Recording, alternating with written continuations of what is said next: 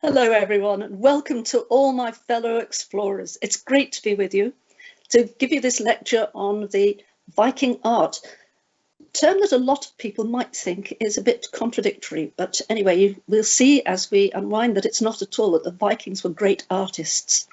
My name's Fenella Bazin.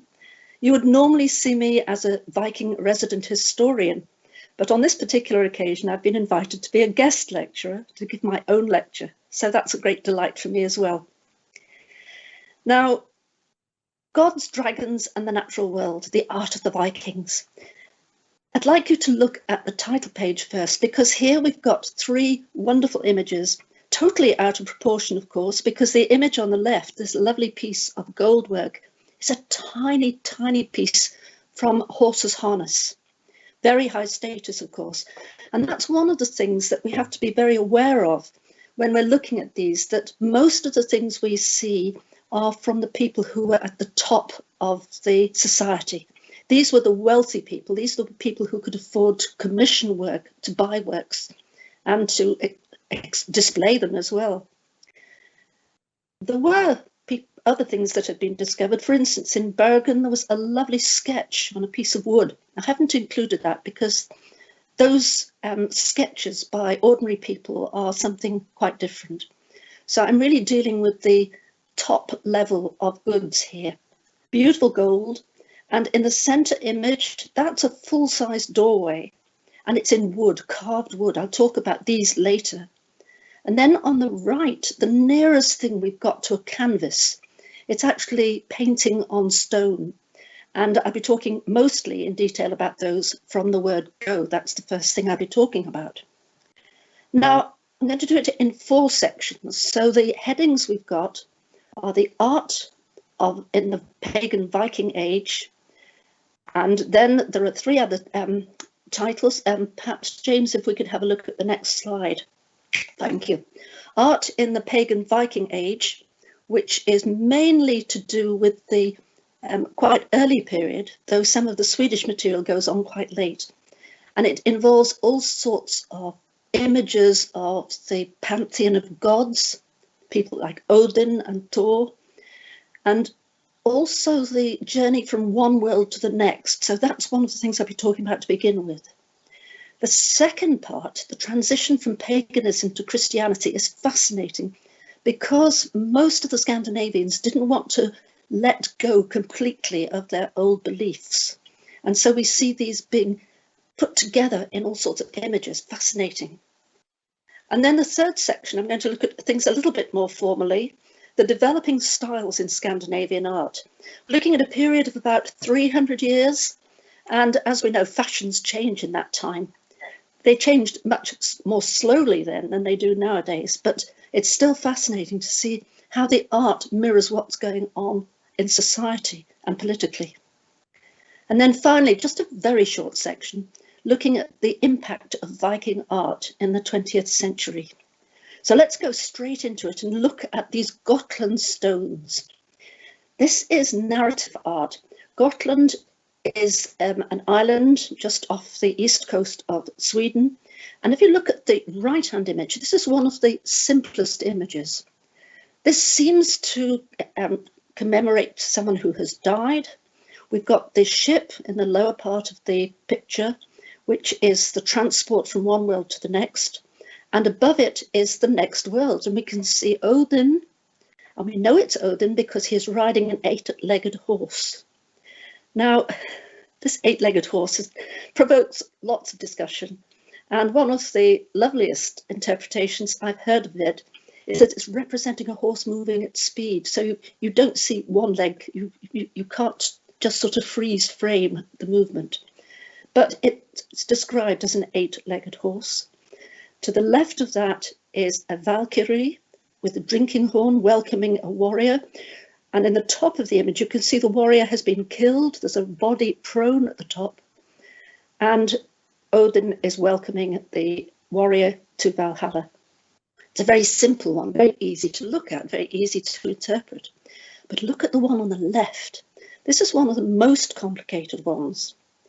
It might look a little bit like a strip cartoon. You can see there are 5 different layers. We have the ship at the bottom, very similar to the other one. And notice too the design of the sails. It's not one large piece of cloth, whether it's wool or linen. It's lots of smaller pieces all stitched together, because it wasn't possible to weave such a large loom. So you had to weave smaller pieces and then join them together. But right at the top is an interesting story. It looks as if someone is being sacrificed on an altar. I haven't got a detail of this, but we'll just go down through this very quickly. The next part is obviously battle. If you look not at the strip just below the curves, you can see there are two groups of men fighting, wielding their swords. And in the middle is Freya, who is one of the goddesses. And then below that, we see the next part of the story. Not all of them are narratives, but I'm going to look at some in much more detail. But let's look at where Gotland is and why it's such an important place. This map shows the island just off the southeast coast of Sweden in the Baltic. I haven't been there yet. It's one of the places I'm longing to get to. But it was a very important place because it was right on the trading route through the Skagerrak and the Kattegat and so on into the Baltic and up through the Baltic and then on into the area which we now call St. Petersburg. And that was the route that so many of these Scandinavians took to the eastern part of the world. And we see some of the things that, some of the ideas they brought back with them. So that is Gotland. Let's now look at one of the stones in much more detail. This next stone is a fascinating one. You can see how similar it is in shape. And the interesting thing about these stones is, as I mentioned at the beginning, they're the nearest things we have to canvases, because the only carving that is done is to carve out the shape of the stone itself. They weren't all to commemorate the death of someone. Sometimes they were to commemorate the opening of a bridge, that sort of thing, some momentous occasion. But the section that I have outlined and then enlarged is a story which was so popular in Northern Europe right through the early period, the Viking Age and on, not just in Scandinavia, but in Britain. In Britain, he's known as Wayland the Smith. In Scandinavia, Volund. Now, the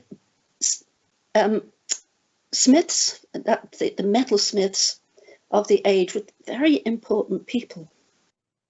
They literally held your life in their hands because they were going to make weapons for you. They were going to make something like an axe, or if you're very wealthy, a sword. And if that weapon was faulty, that meant you were a goner. So smiths had a very high status in society, and the best of them were sought after. And this man, Voland, was the best. And he was captured by a rather ruthless king and taken to an island, and his knee tendons were cut.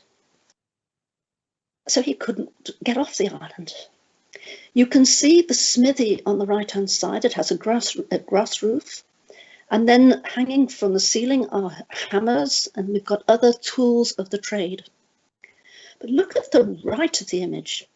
There we've got two headless bodies. What's all that about?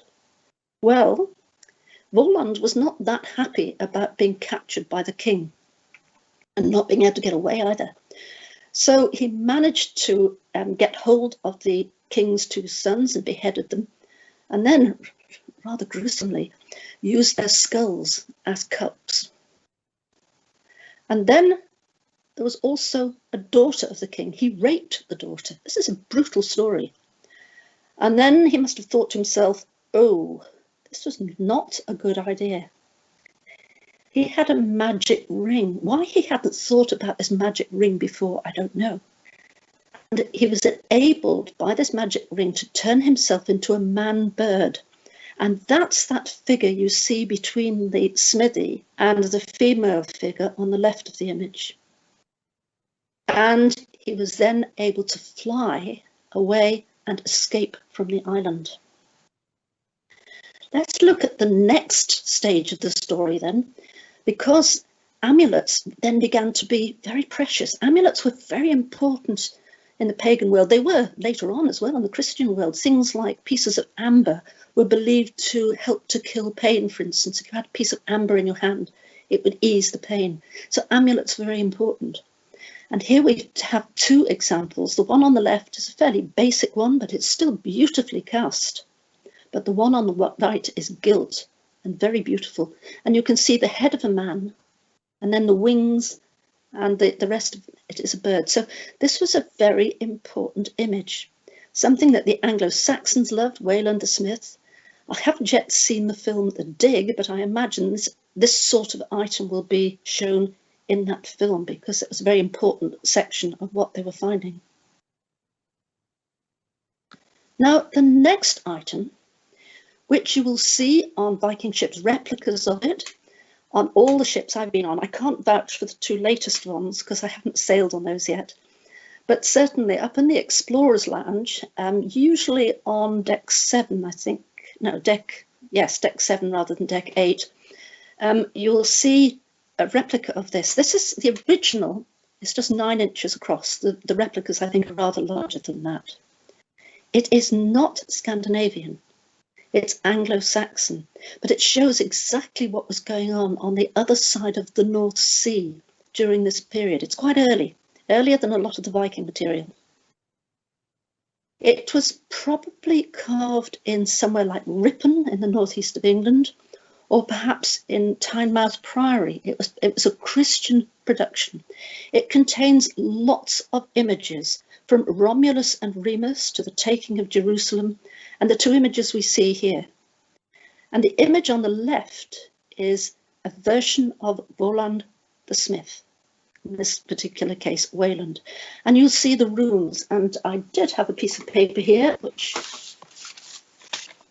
I still have. I tried to memorize this, but Anglo-Saxon poetry is quite tricky.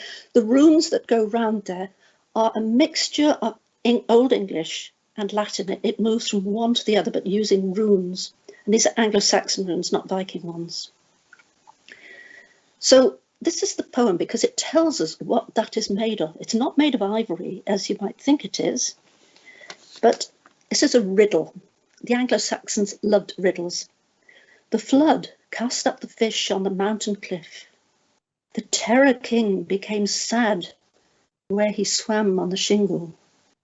Whale's bone. So this is whale's bone, not whalebone, which is baleen, but this must have been a whale which was just washed up, and one of the monks decided that this was too good an opportunity. But the skill of the carving this is quite extraordinary. Now we've got two images on this front section, and the one on the left is Voland the Smith. It's much more difficult to see, but you can see that there are some of the tools of the smithy there just in the centre to the left between the two figures, and there's all sorts of things going on. It's a very complicated piece of sculpture, piece of carving. You can see the body of one of the princes on the ground there, and you can see Voland handing to the king a cup which is made out of the skull of one of the boys. Very gruesome. The image on the other side, by the way, was that of the Magi going to the Christ child in Bethlehem. So that's looking at some of the early pagan art. But as you can see, the Anglo-Saxon, especially the Anglo-Saxons in the north of England, had been Christian for a very long time. So a lot of that learning had gone into, it was a great centre of learning in the northeast of England. Lindisfarne, which was the place that was attacked very early on by the Vikings, that was a place of great learning. And then later on, the focus went down to Tynemouth and that sort of area just near Newcastle upon Tyne, where people like the Venerable Bede were working. It was a great centre of scholarship. We tend to forget that. It's a time that's known as the Dark Ages, but it's not really dark, far from it. So let's now look at the next section, the transition from paganism to Christianity. As I said, it's not a case of paganism and then it stops and Christianity starts. It was a very, very long transition, and it depended which part of Scandinavia you were in. Denmark was the first to be really Christianized, and that was a political move because their neighbours were all Christian. They'd all converted, all the Germanic tribes, and it would have been a very dangerous thing to have remained pagan, because that gave your neighbours an excuse to attack you so that they could convert you. Norway was a little bit later. Iceland, very conveniently, was the year 1000, and that was really handy. It all happened midsummer in the year 1000. I'll come to that in a moment or two. So let's look now to see what was the transition. What figures moved between paganism and Christianity? Well, Thor was the great figure. Odin was the chief god, but none of the gods were perfect. And the Scandinavians had a strained as well, relationship with their gods. It was a very uneasy one. But Thor seemed to be the most popular one. He was the god of thunder and lightning. That meant he was the god of weather, very important for anyone who was sailing the seas. He was also strong. He was protector of mankind.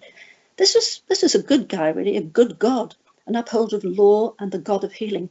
A very good one to be on the right side of. And of course, a lot of the names, the given names, have got Thor at the beginning, like Thorstein, of course, and Thorvald, all sorts of names, which then later were translated into, they became different names when they moved to different areas. So we have a name in the Isle of Man, which is Korkel, which was originally Thorketel, but then it gradually became Korkel.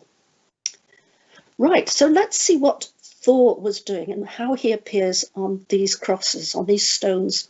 The first one, we go back to Gotland to have a look here. Thor fished for the Midgard serpent. Thor, as we've seen, was very, very strong. And on the right-hand side, you can see quite an interesting image. There's a serpent at the bottom of the image, and you can see the head of it. And Thor has actually caught it.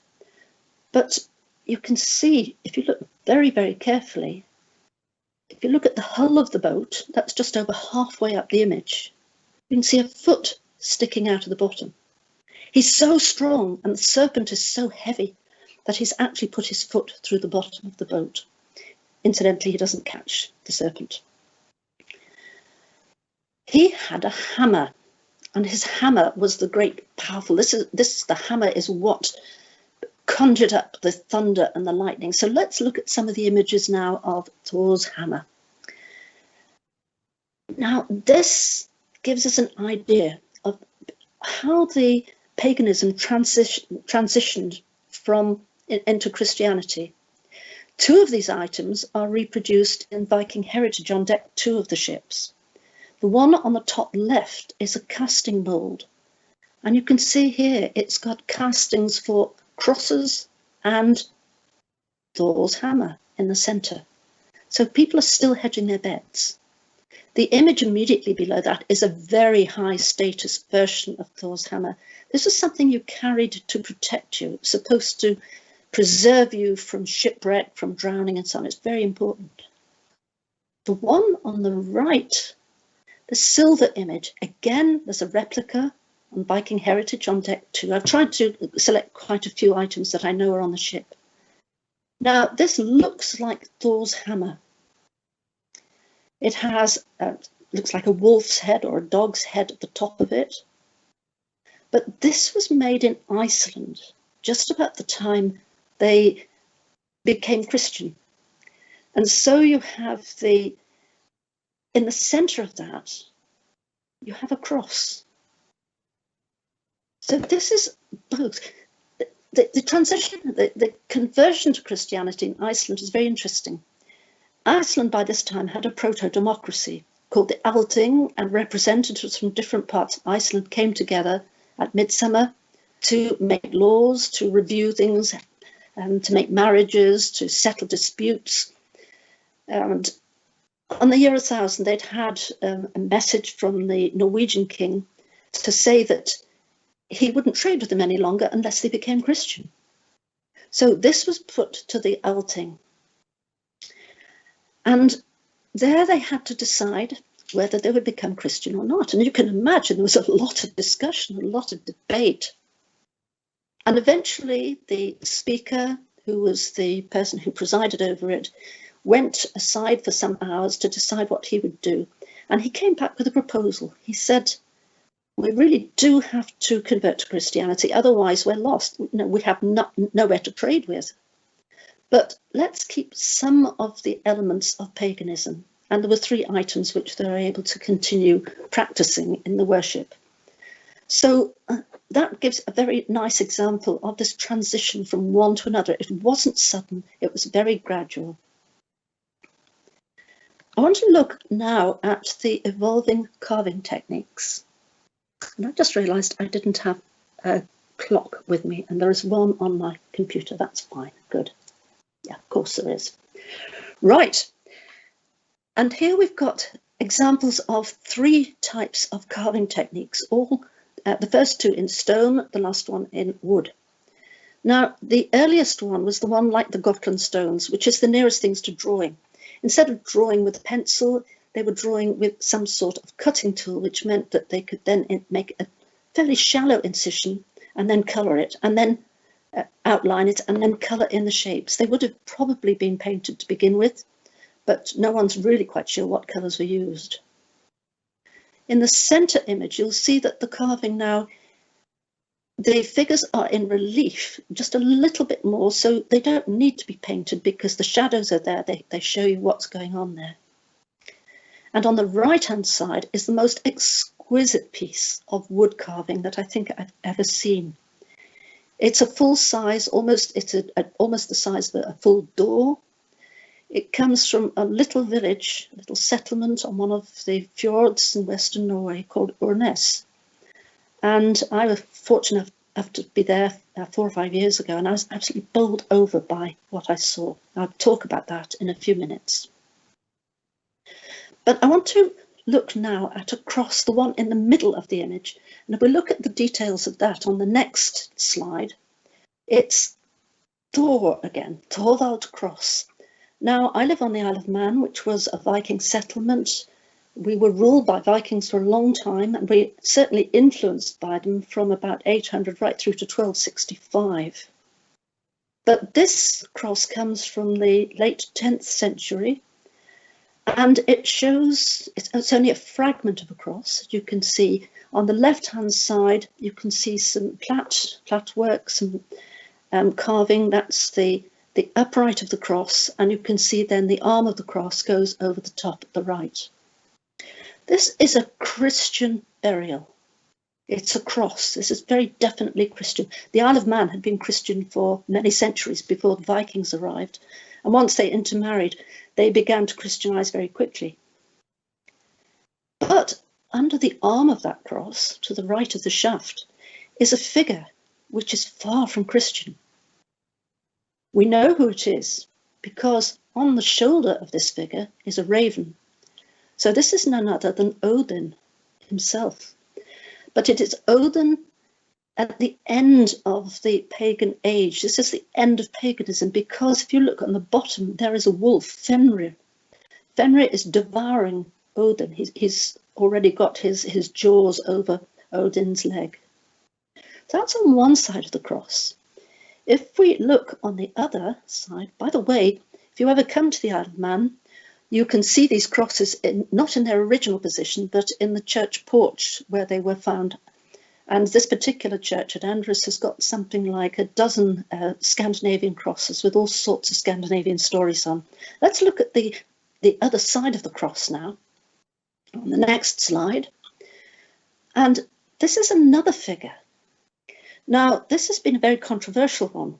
For many, many decades, since it was really studied at the beginning of the 20th century, it's believed to have been a bishop wielding a cross and some sort of missal, and a salmon, of course, by his underneath the cross, which is a Christian symbol. So that was believed to be a bishop of some sort, or a saint. There's a slight snag here, which someone looked at some time ago, and she said, but bishops didn't wear trousers, they wore robes. And as you look closely, you can see that what he's got in his hand, in his left hand, could well be a hammer. But what's that in his right hand? It looks like a book. Well, do you remember I said that Thor was very important for sailors and to protect them? Well, the way that you would, one of the ways of navigating in those days was using some sort of solarstein, it was called. I've seen various descriptions of what it might have been, but I think this could well be interpreted as the navigational tool. What about the salmon? Well, the salmon in mythology was Loki, that nasty, the really mischievous god, had changed himself into a salmon and was killed by Thor. So is this a saint, bishop, or is it Thor? We shall never know. And that's one of the glories of these, because there are so many stories that we don't know the origin of, we don't know what exactly they mean, especially on some of the Gotland stones. They've been lost in the mists. No one really knows what they are. So let's now look at the triumvirate of the three gods, Odin, Thor, and Freyr. And here they are in Gotland again. And you can see they're marching in a little row. Odin in the front with his spear, Thor behind with his wielding a hammer, and no, I think that's probably Freyr in the middle, and then Thor at the back. So no, it isn't, that's right, Thor in the middle and Freyr at the back with a sickle, because he is the god of fertility and crops and so on. So those are the three gods that we're going to consider particularly in the next few minutes. Now, a few weeks ago, a couple of months ago, I can't remember now, I talked about the Bayeux tapestry, which of course is not a tapestry but an embroidery. But the next image we're looking at is a real, it is a tapestry. So this is a tapestry in a church in Sweden. So shall we have a look at that? The next slide. You can see it has a very strong resemblance to some of the Eastern rugs, the way it's woven and the style. And of course, that's down to the fact that so many of the Scandinavians travelled down the great rivers of Russia right into the Middle East and as far as Baghdad in many cases. They brought back new ideas. They brought back the idea of strengthened steel, of glass that could be strengthened as well. So here we've got something roughly the same time. Well, it says mid-20th century. I've heard that it might be mid-11th century, so not so far off the Bayeux tapestry. Again, coloured wools on white linen, but it is woven as opposed to the Bayeux, which is embroidered. Let's look now at a detail from this, because this gives us an idea of what is going on. On the right-hand side is the image of a church. Now, if you look very carefully, you can see that to the right of this image is a church tower with bells in, and there are dragons on each side of it, and three figures underneath the bells, frantically ringing the bells because they are about to be invaded. There's an attack going on. That's fine, it's a story. Again, we don't know what the battle is, but there's certainly something going on which is not good. But on the left-hand side are these three figures. We have got on the left-hand side, wearing a crown, as the other two are as well, a figure holding an axe. On the right, we have a figure holding something else, which is not terribly clear, but could well be a small hammer. If you look in the right hand of that figure, there's something which looks like a hammer or a cross, rather like the Andrew's cross that we've looked at recently. And on the right-hand side, there's someone holding a head of barley. Who are these figures? Why are they wearing crowns? Well, again, isn't it wonderful? The scholars have great fun interpreting what these are.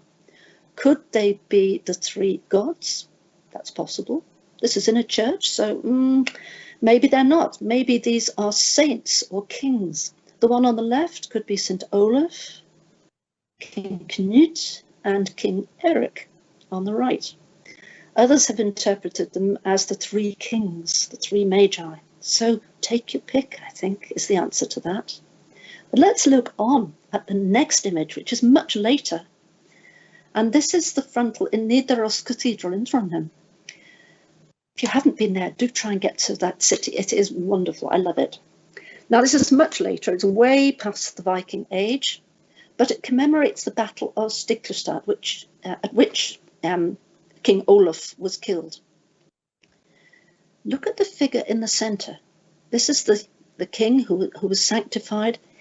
He has got a halo around him, but he's also carrying an axe. That's the symbol that we've seen connected also with Odin. But the story is interesting because on the top left, you see the image, a little cartouche of the day before the battle. Olaf has a dream that he is going to be killed. The next day, the bottom left, you can see he's riding to the battle, but he stops and he gives money to people who are waiting by there. Top right, we can see his body laid out. He's been killed.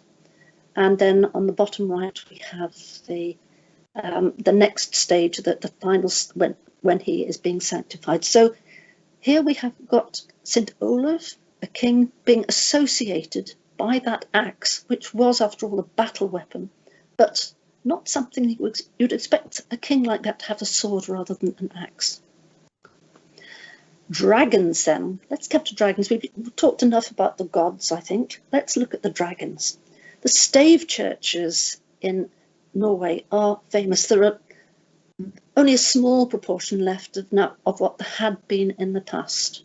Do you remember on the tapestry we saw the dragons on the top of the church? Well, here we've got dragons aplenty. This is in Western Norway again. I went there many years ago now, 25 years ago maybe. I was bowled over by the sheer way that this is built and the idea of it. Unfortunately, because they were quite small, and there was an edict, I think in the 19th century, which said that every church had to be able to seat everyone in the parish, or a certain proportion in the parish. Most of these churches were too small. Many of them were actually demolished or worse still, burnt. This one survived, however. So we're now into dragons. You can interpret them as dragons or serpents, but there they were to protect a church. Interesting, we've got that transition again. This thinking back to something which, dragons don't come into the Bible as far as I know, certainly not to protect churches. Now, thinking about churches, I don't know how many of you have been to that stave church, which was moved to just outside of Bergen. And we don't usually have a lot of time there when we go there, but if you happen to get there and happen to have time to look at the sides of the pews, because on the sides of the pews are some of the Nordic sagas, the pagan sagas. Let's look at the next image, because these are carved door portals from a stave church, which doesn't exist any longer, but the portals are still there. Beautiful carving again. And it's a pagan story. It's the story of Sigurd the Volsung. Wagner took the story later on, made him into Siegfried from the Volsung saga, and we get slaying of the dragon and so on. And this story is told on these portals. Let's look at the first image. Now, Sigurd was an orphan. His father had been killed by Odin. His mother had died not long after she'd given birth to him. So let's look at this image of Sigurd now grown up. And he has been adopted by a man called Regin. Now, this is very strange because Regin has two brothers, one of whom has managed to get the Rhinegold, the gold which is very precious. And in order to protect it, he's turned himself into a dragon and he lives in a cave. Now, Regin wants to get this gold. And he knows that Sigurd is very strong. He's going to be able to fight the dragon and kill it. So there they are, forging a sword. And they have several goes at forging the sword. In fact, the first two are total disaster. The sword breaks on the forge. That's no good. And then Sigurd says, well, I have got some remnants of a sword which my father had. It was a magic sword, and the only time it could be broken was on the staff of Odin. So he brings these pieces, they forge them, and this time the sword, when it struck on the forge, breaks the forge, and the sword survives. So Sigurd goes off. The next images tell us how he kills the dragon, and if you look on the left-hand image on the next slide, you'll see that it's quite difficult to disentangle, but you can see there is a dragon. Can you see the head of it on about halfway down on the left-hand side? And on the right-hand side is the head of Sigurd, and he's holding in his right hand the sword which has gone through the belly of the dragon, which is right at the top of the image. I hope you can see that. This is the wonderful thing about some of these carvings, that they are so ornate. You really have to study them to see what's going on there. Regan, of course, is delighted that the dragon has been killed, and they decide they will eat the heart. And on the right-hand side, you have a kebab. This is the dragon heart, which has been roasted over a fire. Sigurd's quite hungry. He's been busy fighting this dragon, and he wants to taste it. So irresistibly, he puts his hand on the heart as it's cooking, and you can see him with his thumb in his mouth. He's tasting the blood of the dragon, and this dragon's blood is magic. He's now able to understand the words of the bird, excuse me, which warns him that Regan is going to kill him so he can get the gold. Let's go on to the next slide, because I want to show you that same image again. But this time, look at the image on the left-hand side. Now this again is from another of the crosses at Andres. This is only about 6 miles from where I live. It's wonderful to go there, to take people there and show them what it's like. And here we've got the same image, but in mirror image. And interestingly, most of the crosses on the island which relate to this story are a mirror image of the images we see on these wood carvings. So you can see the 3 rings of the dragon heart on the left-hand side. Below that are flames. Above that, Sigurd you can just see the helmet. He's bending over the spit, and above him is his horse, Grani.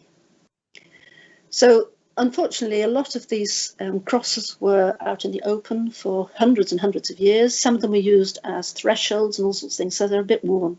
And they're on slate, which is not an ideal stone for carving.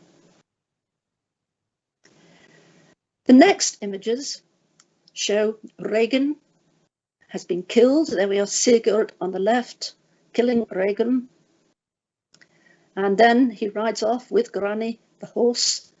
And on the horse the back of the horse is the gold. The gold is not actually going to do Sigurd any good, because he doesn't really know how to handle it, but other people want it. So he's a target. And eventually, after a long story, the next image shows us that he has been killed by a man called Gunnar.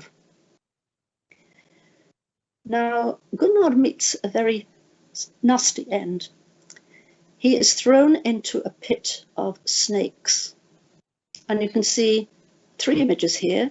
The one on the top right is probably the clearest one of the image of the man in this pit with the snakes, and below that, a font. Can you imagine having that sort of image on a font?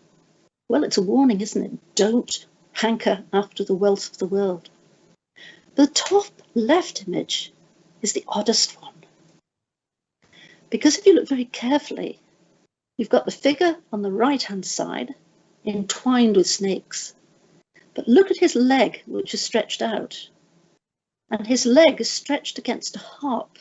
And he's playing the harp with his toes as he's being attacked by the snakes. What's that mean? I don't know. Maybe you've got ideas. So let's look now at the next section, the developing styles. I'm going to look at the way that these tie up, how the styles developed. We'll see from the next slide, the earliest style, the Oseberg style. This is the beginning of the 300-year period. This is a tiny, tiny piece of gold, the mount on a horse, horse's harness rather. It's very difficult to see what's going on there. So on the next slide, I've taken the top section, and then we can see that there is a dragon there. Can you see that on the left-hand side there is a claw, and then part of the way down on the next section is another claw, and right up at the top is another one. But if you look then and compare it to what's going on at the top, it's much more ornate, the decoration that's there, which complicates it. And remember, this is a very tiny piece of gold. It's an exquisite piece of craftsmanship. So this is the Oseberg style, which of course takes its name from the Oseberg ship burial, which, remember, was, I hope you saw one of the lectures earlier on where they were talking about this, that this was a burial of two royal women, not men, in a ship with goods of such wealth, unimaginable wealth. And if you get a chance to go to the Ship Museum in Oslo, that is fabulous. They're going to be building an extension soon, and we heard about that on one of the earlier lectures. The next style is quite different in many ways. Let's have a look at that, the Bora style. This takes it on. None of these, again, you know, they're gradual changes from one to the other. Again, these are pieces of gold from harness, and I've included these line drawings because it gives you much more idea of what's going on. The only items in this are the two central items, those two long pieces, are the only pieces that don't have animals right through them. They do have animal heads on the bottom, though, if you look very closely. All the others have animals of some sort.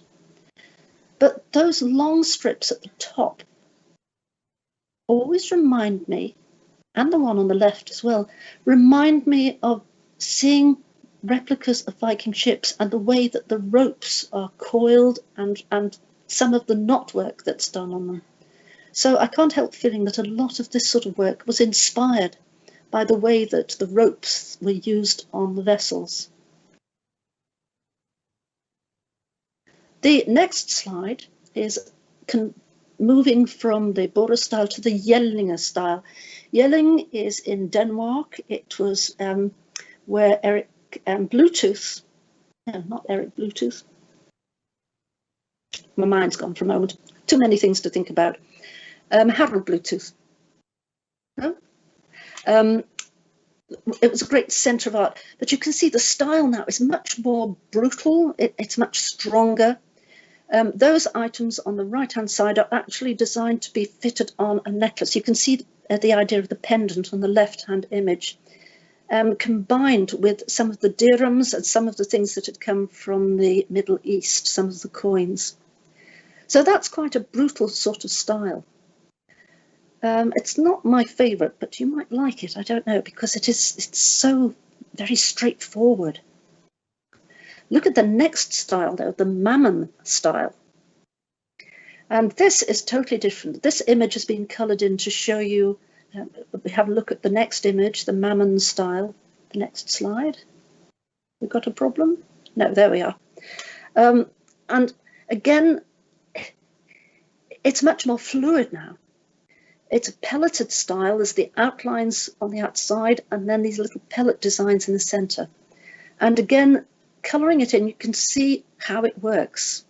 Now you'll see there are blue eyes on the bottom left, and then on the top, just part of the way along, and again on the bottom right, you can see blue eyes. So these are serpents again, these are dragons.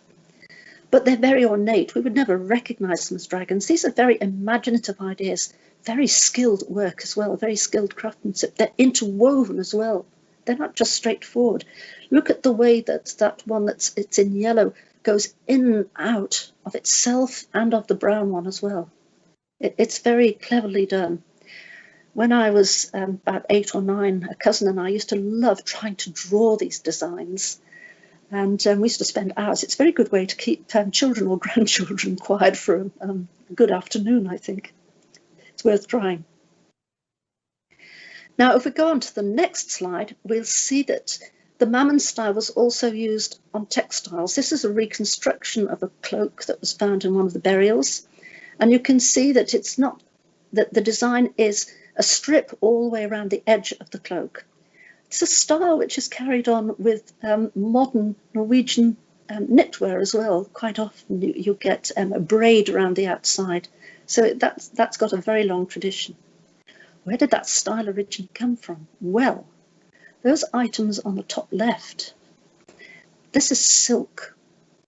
Silk was brought in from the Far East by the traders along these great rivers of Russia. They brought them into Scandinavia. And weight for weight, silk was the equivalent of gold. Hardly anyone could afford to have some sort of garment made of silk. So for most people, they had to make do. If they still had to be very wealthy.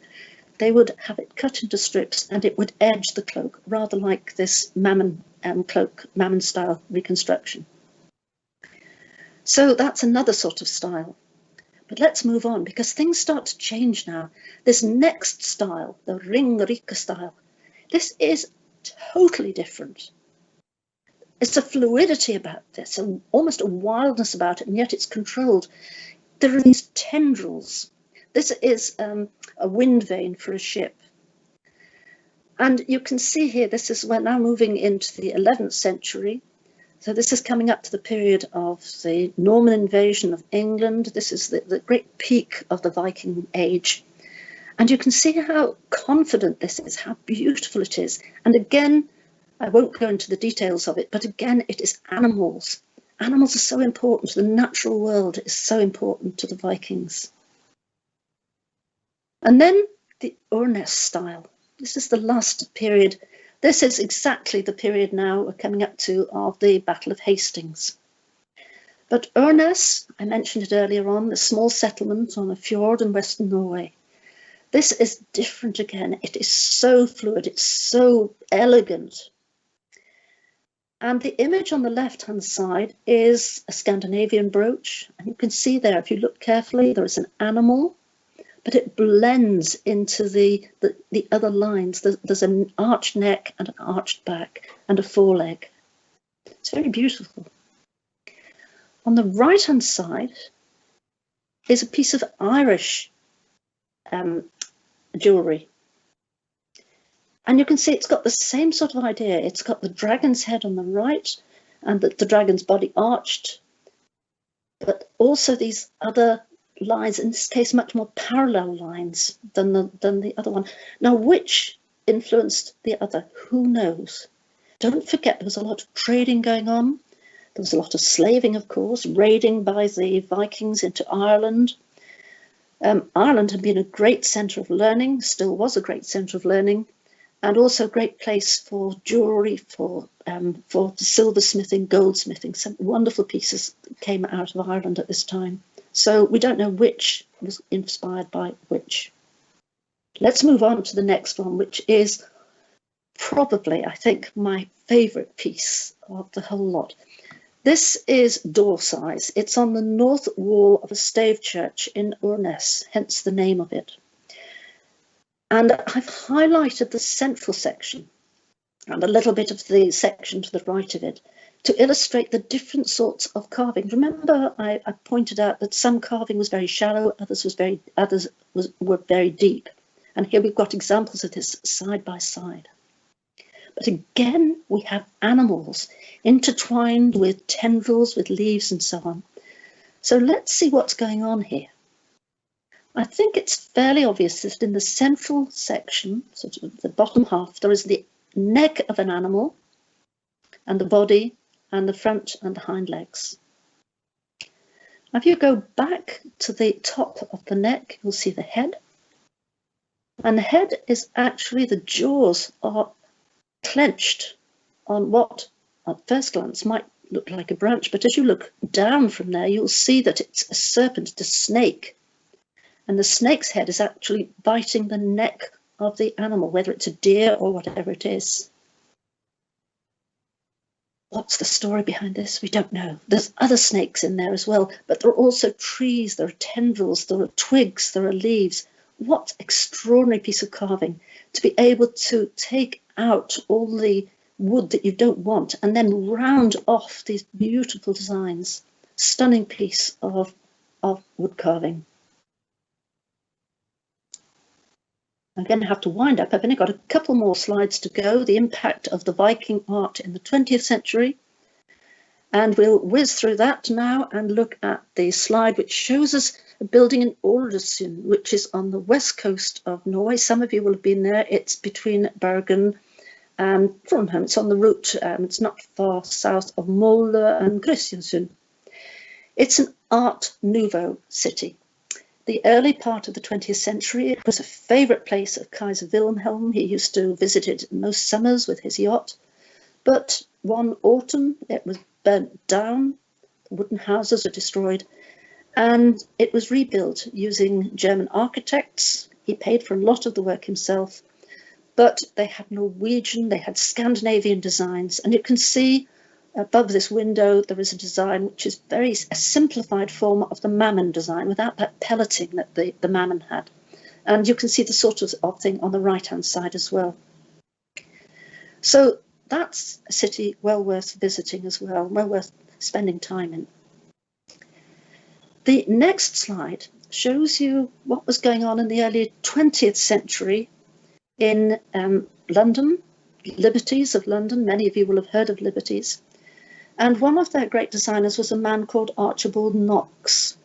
And he used these designs, these Scandinavian type designs, but he was born on the island where I live, the Isle of Man, and he was brought up at a time when there was a lot of information, a lot of studying of these crosses that was going on. They were being discovered. It must have been a great period for discovery. These are simple designs because they were cast in pewter and silver, the Cumbric ware and the Tudoric ware. But he also, and we'll look at the last slide, he also illustrated a book called The Deer's Cry. And if you look at this design now on the last image that we've got, it is the most extraordinary, very much more like the Ringerike style or the Urnes style, more like the Urnes, I think. The Deer's Cry is St. Patrick's breastplate, that great prayer which begins, I bind unto myself today the strong name of the Trinity. And he takes each phrase, Archibald Knox takes each phrase and illustrates it. And he weaves this design around the words. I've put the words there because otherwise it's almost impossible to see. Wisdom, I think, is possibly slightly easier in the centre. God's at the top is more difficult, and to guide me, it took me a while to decipher it. But every page, every phrase is illustrated like this, superb, in his trademark colours as well, gold and this deep, deep turquoise blue, sea blue. Right, so that is a whiz through gods, dragons, and the natural world, the art of the Vikings. It was only looking at the surface, and any of those items could have been the subject of a whole lecture. That Urnes door, for instance, or the ozone casket, the one with which was made in the northeast of England out of a whalebone. The Gotland stones, again, a lecture in themselves, but I hope it's perhaps whetted your appetite, and that next time you're on a ship, and I think we're getting a little bit nearer to being able to be on board. I can't wait. I'm just missing being on the ship so much. So I'm hoping there are some questions coming in. I'm just going to have a look now and see what we've got. Yes, that's good. Right, so thank you very much. If you want to go off now and have a cup of coffee or something stronger, depending on what time of day it is. And thank you for your questions. I'll try and see what I can answer now. So what have we got here? Adjust my glasses slightly. Do you know about where the idea of the dragon-like creature came from? This is from Ida in Vancouver. What could it have been based on? Do you think it was purely imagination? It's a good question, and probably like so many of these questions, we can speculate, but we can never give a proper answer. The Chinese, of course, have this idea about dragons too. A lot of societies do, a lot of cultures do. I wonder if perhaps the idea of dragons have become a mixture of snakes, perhaps, but also northern lights, because sometimes they arc across the sky, looking rather serpent-like. So who knows? But certainly they captured people's imagination. And I'm sorry I can't be more specific on that. And perhaps I've got one or two books here which I think might be of interest. This particular one is called The Art of Viking Art. It's probably, I don't know if you can see that, I'll give the details later on. It's by a very great scholar called James Graham Campbell. And he also published a book on the art of the Vikings, which was, it's now quite old, it's 40 years old. It was to illustrate the exhibition at the British Museum, but it's still just as valuable as it was when it was first published. Richard from Pompton Plains in the US. What's the connection between the Celtic and the Viking use of intertwined design? Well, they're very similar, of course. It's to do with the idea of eternity, of never ending. None of these designs have a beginning and an end. And as I said, I think I said a few minutes ago, that there was a lot of trading, not just raiding, trading between Ireland and Scandinavia. And that would have certainly had an influence, because artists, as you know, will take ideas from anywhere. They want to have new ideas. They want to expand what they do. So I suspect that might be something to do with it. Thank you. Brenda from New Orleans. I love some of the replica Viking era jewelry, yes. Well,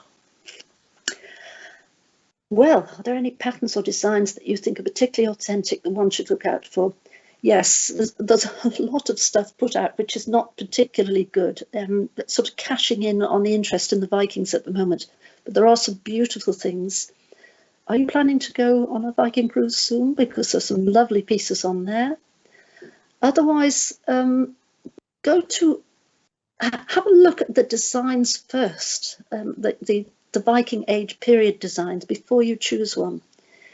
I've got various items which I've built up over the years, and it depends on your taste. Some people love the idea of the ships. I've got a couple of brooches which are Viking ships, and it's just a case of, you need to think about what your own personal taste is, I think. But the thing to remember is that Viking jewellery tended not to have gemstones in it. And the reason for that was that the silver or gold was used as currency. And you couldn't value a ruby or a sapphire or a pearl in the way that you could silver or gold.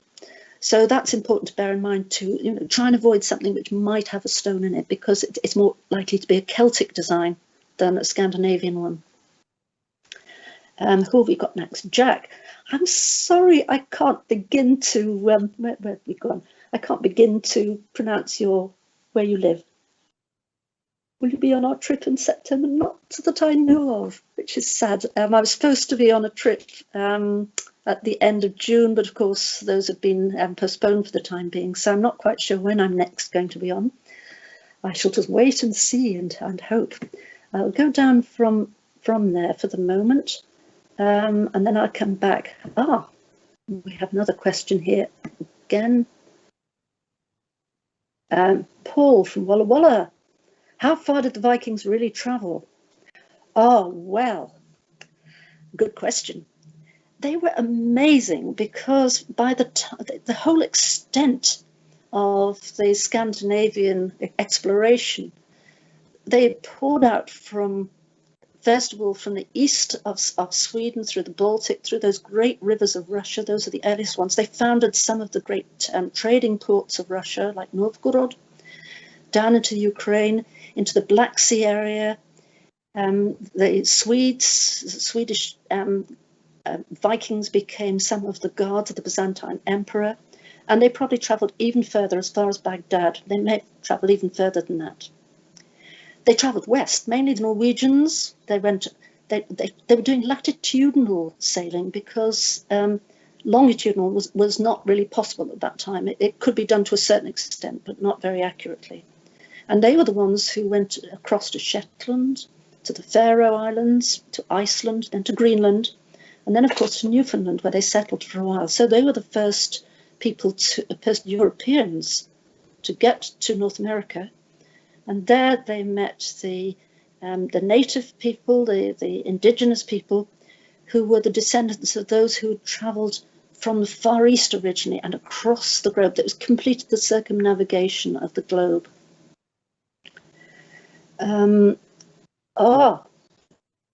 Now, I know, Rahan, I can't, I'm afraid, answer your question. Does the etymology of the word slave come from Vikings bringing workers back from the Russian Slavic regions? I don't know, I'm afraid. That's something I shall have to look up. Perhaps you might be able to tell me if you can find out anything about that. It's an interesting idea. Now, let's see, I'm just going to go down these and then I'll go back up to the later ones again. Oh, good question. Malika in Leesburg. What does the word Viking mean? Well, I should have explained that at the beginning. It simply means someone who goes on an adventure. Now, it was not a word that was used to describe someone in the Viking age, what we now call the Viking Age, during that Scandinavian period. It was a description of what you did. You went Viking, you went on a journey. Now, it might be an adventure, you might be going off to discover new worlds, you might be someone who's fleeing justice. That's how some of these places were found. That's how Greenland was found originally. Or you might just be trading. There are all sorts of reasons. You might be just going on a little trip. You went Viking. So thank you for that question. And I think we're now, I'll go back to the top and work my way down because there's questions are coming in. This is great. This is great. Noella, Malibu, US. Thank you thank you for that. Thank you, Noella. Was Ireland or Scandinavia more influential on their similar artistic designs? I don't know. I don't know that anyone knows, because there would be toing and froing all the time. And as I mentioned, these artists were always greedy for new ideas, as artists always are. And they were influencing each other all the time. I think possibly the earliest designs were Irish, but of course the Anglo-Saxons did those designs too. If you look at the Anglo-Saxon designs, they have the same sort of interweaving, the intertwining, but the Anglo-Saxons did extra enamelling in theirs. The Irish had stones in theirs as well, but the Vikings didn't, as I say. Julia from Southfield in the US. Oh, good. You've got a quick look at the Viking ship in Stockholm. It's supposed to be the biggest Viking ship known. Do you know the history? I don't, I'm afraid. Which one was it? Is it an ancient one or is it one of the replicas, one of the reproductions? Because there are some, there have been so many different ones. I'm not sure what that is. But I do know that some years ago, there was a very fine Viking exhibition in Edinburgh at the National Museum there. And there they had only the rivets that were left from the ship. They didn't have any of the timber. But they suspended those on very fine fishing lines, which you could hardly see, but you saw the shape, this ghostly shape of a Viking ship. Oh, thank you, Noah, again. My scarf I bought in Bergen. So there's a shop there which I always go to, and they have wonderful things. Right. Nancy from Austin, what are the cruises you lecture on? Usually, because they're areas I know, Scandinavia, particularly the Baltic, Northern Europe and Mediterranean. I have done a couple of the transatlantic ones, which I loved. And as I say, I got to Newfoundland, which was fantastic. So I can't remember which of the next ones I'm going on. I'm not scheduled at the moment to go on to anything until January, but we shall see. Right, what's the Nancy again? Yesterday's talk mentioned the great gold buckle from Sutton Hoo. What a piece of wonderful jewellery now in the British Museum. Yes, you're right. You say when I talked about the Mammon style with the dots and the very fluid intertwining, yes, that's very much like that buckle, although the buckle's age was earlier, of course. And it was also had a compartment where you could keep a relic, a sacred relic in. Yes, again, it was these styles. If you remember some of the Gotland stones we saw right at the beginning of the talk, they also had this intertwining, much simpler, much more formal. But it was a style which it was right across Northern Europe at the time. So thank you for that. Oh, thank you, Mona Therese. I'm glad you enjoyed it. Yes, David from Orlando in the US. Does Viking art reflect a belief in an afterlife? Yes, it does. If you remember the Gotland stones which I showed at the beginning, they have Valhalla. Valhalla was the afterlife. This is where great warriors went. Their bodies were carried off the battlefield and went to Valhalla, where they were brought back to life. They were able to feast and have a wonderful time. And the way they got there was very often by boat. We see these boats on those crosses. Later on, of course, we've got the Christian crosses, which I showed one or two examples of those as well, where they still hanker a little bit, perhaps after the earlier life, which promised the men certainly a wonderful time. They were sent off to Valhalla. They were buried in a ship, in a boat, with their horse, with a slave perhaps, with some of their worldly goods. They had to live the style of life in the afterlife that they had lived in this life. Women had the same thing. They were buried very often with all their kitchen tools. They were going to have an easy life later on. I was involved in an excavation where we found a woman of high status, but she had with her her roasting spit, she had her kitchen knives, she had her sewing kit, she had the lot to keep her busy in the afterworld. So yes, they did have ideas then. Have we got any more at the top now? Let's see. I think I've been answering a lot of the questions now. We've got some more coming in.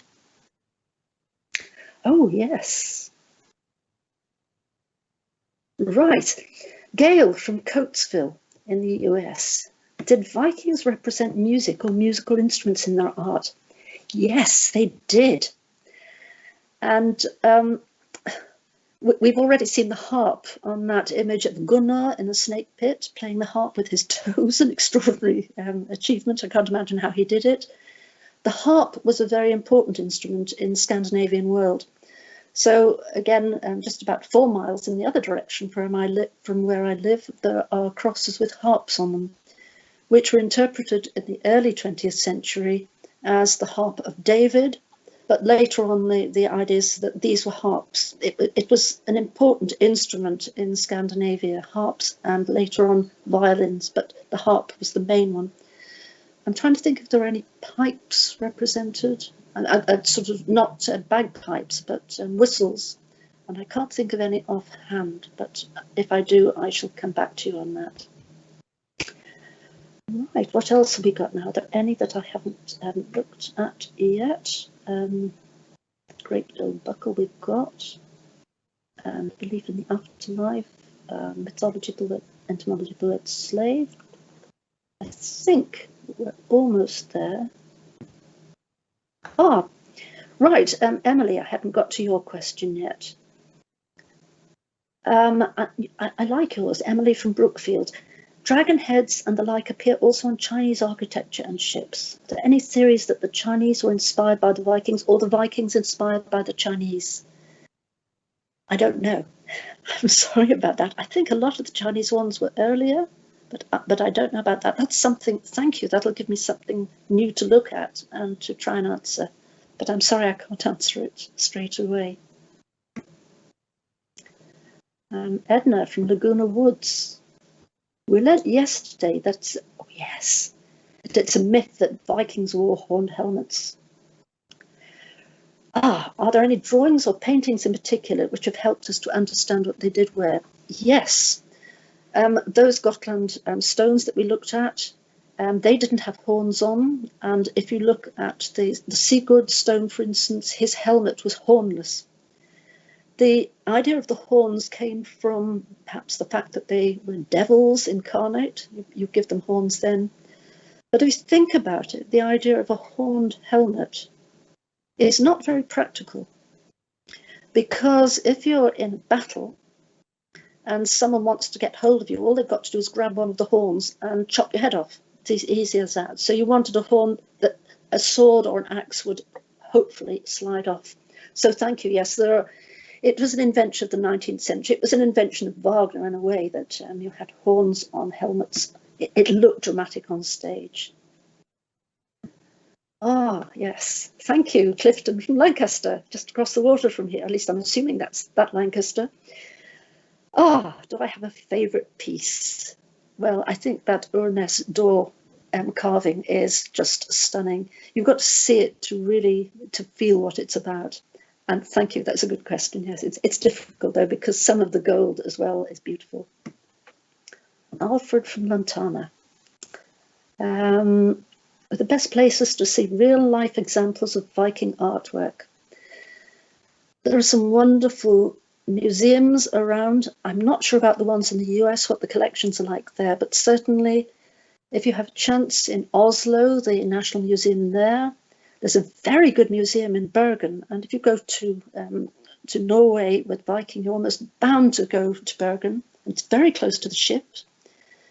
You walk from the ship about 300 yards, maybe a little bit more, just past the fortress there. And on the left-hand side, set back from the road, is the Viking Museum. And that's well worth a visit. But it does close at, I think, 4 o'clock, quite early, so you need to be there in good time. And Stephen from Edgerton, what are the most difficult factors for a modern-day scholar? That's a good question. I saw that earlier on before I started. When researching, what are the most difficult factors for a modern-day scholar when researching various aspects of Viking art? This is Stephen. Stephen, I knew you'd ask me a difficult question. We're old sparring partners. The most difficult thing is to try and put yourself in the mind of someone who's living 1,000 years ago. We're so overlaid with other ideas from the last centuries, it's almost impossible to cast those off. We can interpret them as we might think, we can try to interpret them, but really it is the most difficult thing to do. How can you really think like someone who lived in the age before the medieval period, because the medieval period changed so many ideas.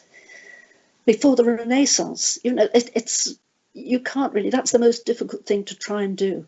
And of course, so much of archaeology is surmise. You see something, you relate it to something else, and you can try and come to some sort of conclusion, but we can never know how accurate we are. So thank you for that. Oh, and I love this one. Thank you, Stephen from Santa Rosa. What kind of dogs does Karina have? Oh, they are beautiful, aren't they? I've met Finza. I haven't met the new one yet. They are yellow Labradors. So Karina answered that. Thank you. Karina, they're lovely dogs. I just love them. It was so lovely to meet Finza quite a few years ago. We used to have Labradors too. We have retired guide dogs.